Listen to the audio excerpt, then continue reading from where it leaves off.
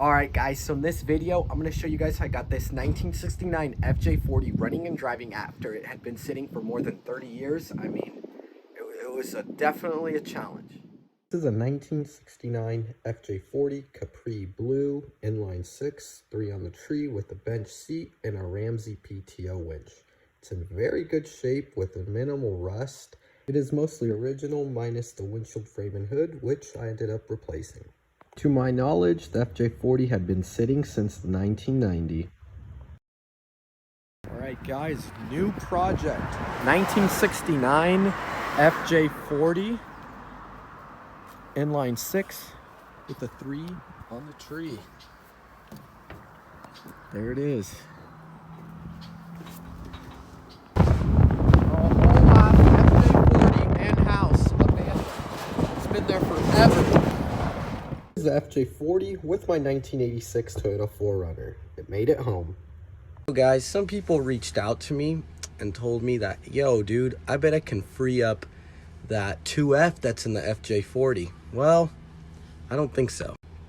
Because check this out. You can see in there, right there, look at all that. It is busted as... There is no way I think this engine will free up. Luckily, it came with a supposedly good engine. So here we got the Toyota F. I'm going to pull the pan off, inspect the bottom end, and do a remain seal oil pan gasket. So let's get to it. Alright guys, I got the oil pan off, and this engine looks really clean inside. Look at that cylinder walls. Beautiful. This thing's definitely in good shape.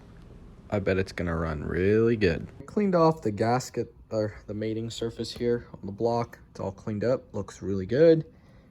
I tapped in a new remain seal. There's the old one, which wasn't in bad shape, but I figured while I'm in here, might as well replace it. The next thing I really want to do is, I mean, the outside of the engine looks pretty good, so I'm gonna hit it with a nice coat of black paint, obviously when it's all assembled, and you know, mask it off appropriately. However, push the FJ out here. We're gonna put the engine in. So yeah, should be fun. It's fucking really hot today.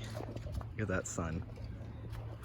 Alright guys, Sessad pulled out the old pilot bearing. I just put in a new one with this nice socket and a nice rubber mallet. Alright guys, here's a little update. So it was just so hot earlier. Now it's nice and cool.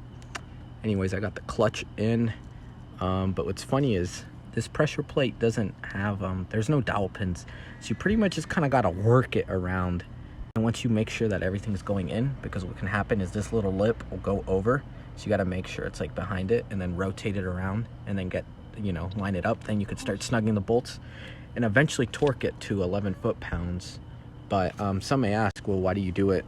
Why don't you do it without the bell housing? Well, the problem is on the bell housing here, there are 2 bolts that are right here that go behind the flywheel. So you need to put on the bell housing first, then slide the flywheel from underneath, torque it down, and then put in your clutch and then work your way around it. So it sucks, but it's just the way it goes. And the last thing I need to do is measure these little pressure plate fingers right here. And it took a lot of fucking around, but I got it in there. But this heat really fucking sucks.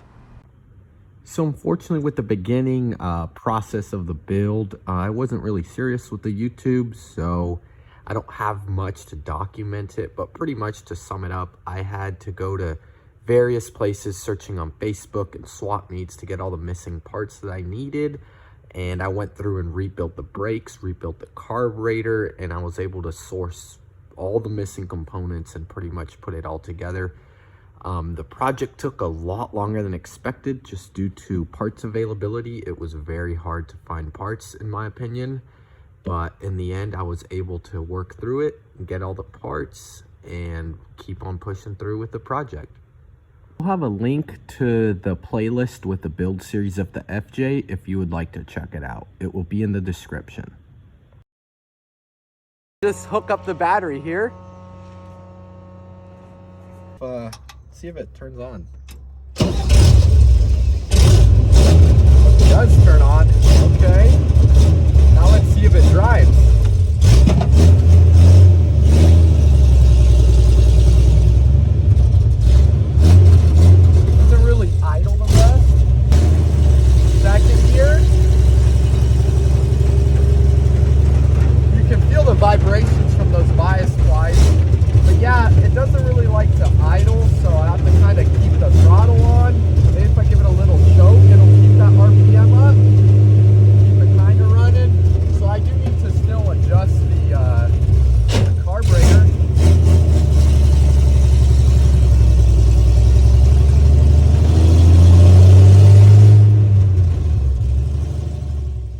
here's a carburetor. Take a look in here.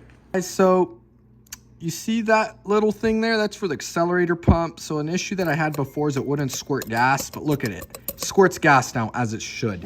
So I have taken apart this carburetor, I don't know, 6 or 7 times now. And unfortunately, each time I've noticed something a little wrong. So it kind of sucks, but hey, I have this factory service manual there. So right now, what I'm gonna do, you see right there on this side here, the float level, it's not correct. It's too low. So I'm wondering if the issue is that it's running out of fuel because the float's too low and it runs through all the fuel in the bowl and then it can't replenish it in time. Then it stalls out. Then I sit there cranking and the bowl fills up again and then rinse, repeat. Same thing happens. So unfortunately, I set it to one of the specs in the book. It said 4 millimeters on the float. So that was too low. So now I'm gonna open it up and set it to 8 millimeters because that was another spec I saw in there. Both carburetors look the same. I don't know why one said 4 and one said 8, but let's try 8. All right, guys, it's been like 4 hours of me messing with the float and other things, so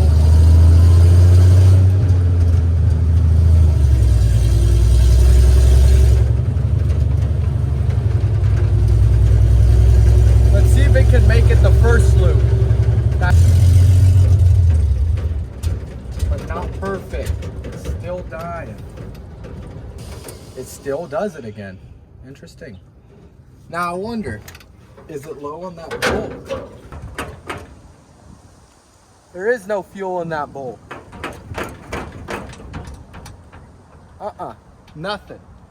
So indeed it was not getting enough fuel. From the factory, it used this plastic line. And yeah, there it is. It's clogged. That was the problem. All right, guys, so I'm gonna order this fitting here so that way I can run a rubber fuel line to the fuel pump. All right, we got Daniel with the trailer. We're gonna load up this FJ and go get the exhaust put on.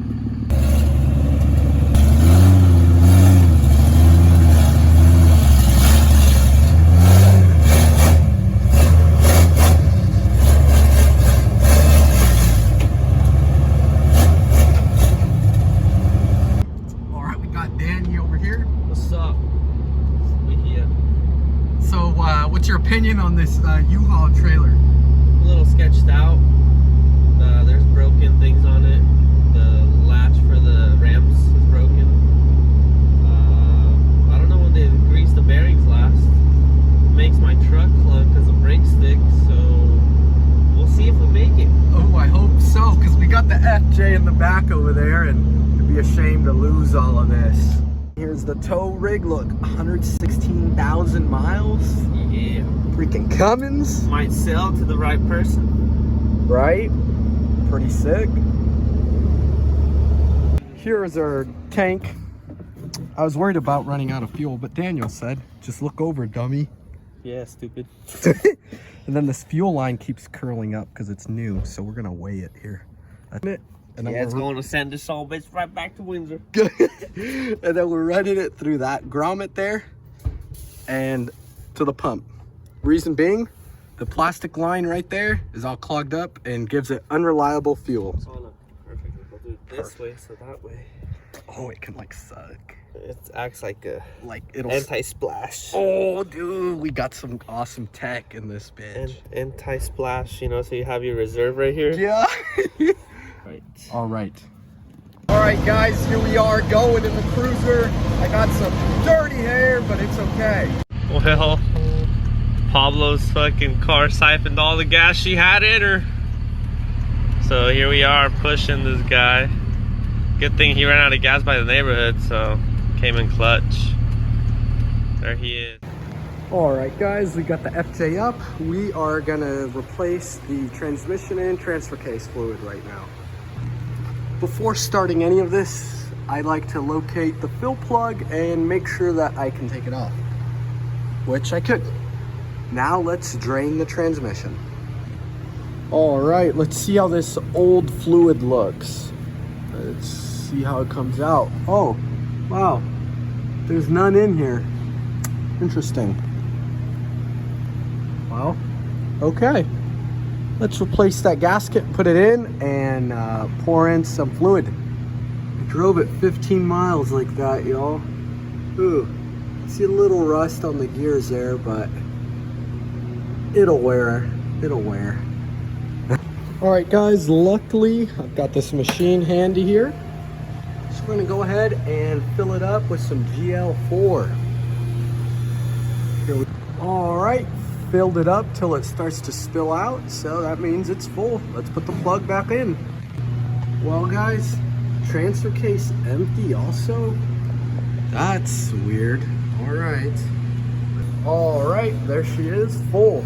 Put that plug back in. Well, so far, the diff did have some oil in it, so let's drain all that nasty oil out. Look at that water. Ew, gross. Put some fresh fluid in there for sure. Yep.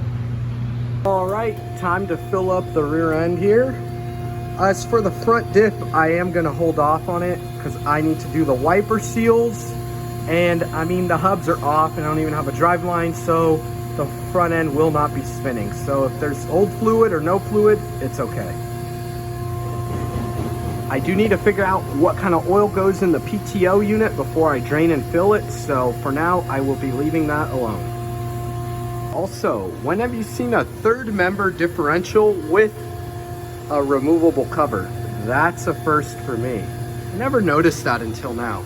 Also, overall, guys, I'm thankful the no harm was done to the transfer case and transmission. I didn't see any metal flakes. I can't believe it was driven with no oil in it, but hey, it happens. So fingers crossed. All right, so my fitting came in. There it is, installed with a nice rubber hose. Now we have good, reliable fuel coming to the pump. So let's go ahead and teach Alyssa how to drive 3 on the tree. Pull that all the way down to you. Pull in and down, yeah. That's first gear. Okay. And then you want second gear? Go up, up, and then that's second. That's second. And then third, all the way down from second, and reverse up. So now you got the H pattern. Saw your shift pattern now? All right, go for it. I'm scared. It's got torque, so you're fine. How are the brakes in this thing? Good, but you got to stop early because it is non-power with 4-wheel drums. So you need to start braking earlier than anticipated. Okay. Compared to a modern car. All right, grab second. You got to be a little gentler because you almost went in reverse. You hear it go. Yeah. It's not going to go in, but like you heard the little grind, but yeah. So now you're coming up to your stop here. It's fine. Put it neutral. Come to a complete. Yep, there you are. So you're in first. You were in first, yeah. I think I was in third. Oh yeah, you were in third actually. There she goes.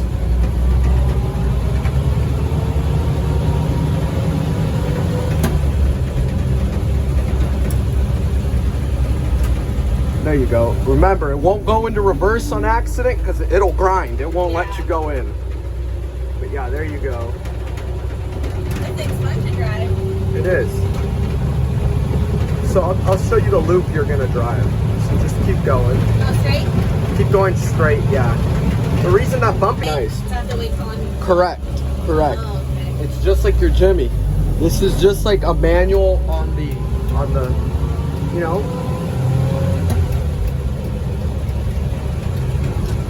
There you go. Just like that. Good job. Well, everyone, thanks for watching. I really appreciate it. Obviously, the FJ's not done. You know, it's still a project, but here it is in its current form. It doesn't have any lights on it. I will be addressing that. And stay tuned for next week's video because we're going to drive this thing to the Pacific Mountain Cruiser swap meet. It's going to be a lot of fun. I'm going to take this Fj40. I can't wait. Anyways, thanks for watching. Have a good one. Also, let's hope these C-clamps hold the top.